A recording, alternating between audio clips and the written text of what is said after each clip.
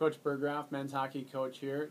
And Coach, coming off an interesting weekend, you lose a pair to St. Mary's, but really it felt like a one-goal loss in both Friday and Saturday night's game. What did you take away from those battles against St. Mary's? Where are some areas of improvement that you saw, and how to use that going forward? Well, I think we put a lot of good pressure on them offensively. Unfortunately, we didn't score. We had many good opportunities. Their goaltender played outstanding. He's had two really good games, and we just couldn't get the puck by him. Our forecheck worked really well. And there were periods of time where we really smothered them. They had some momentum in the second period down there on Friday night, and we came out in the third period and probably played our best period of hockey ever. And then, like you said, just near the end, we pulled the goaltender, and they got an odd-man rusher and scored, and then, of course, an empty netter. And the same thing basically happened the next night. So when we look at it, we're improving. We're a young team. We talked about that. We've got some challenges at different parts of the game, but we're getting better and more consistent play for 60 minutes. The league is unforgiving, and that's good. And I think we just need to continue to stay with it. Well, you talked about it a little bit already, but the season probably hasn't gone the way you want it totally. But at the same time, every week you still hear a lot of positive thoughts and a lot of good juice from the guys in the locker room, even after coming out of a weekend like that. What can you do with that type of energy, and how do you use that to finish the season strong and build for the future?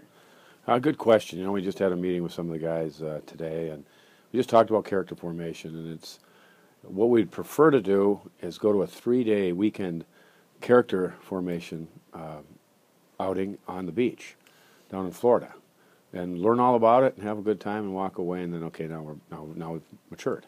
And that's not how it happens. And this team, I'm extremely proud of them. I've been challenged in it, the coaching staff, because it's been really difficult.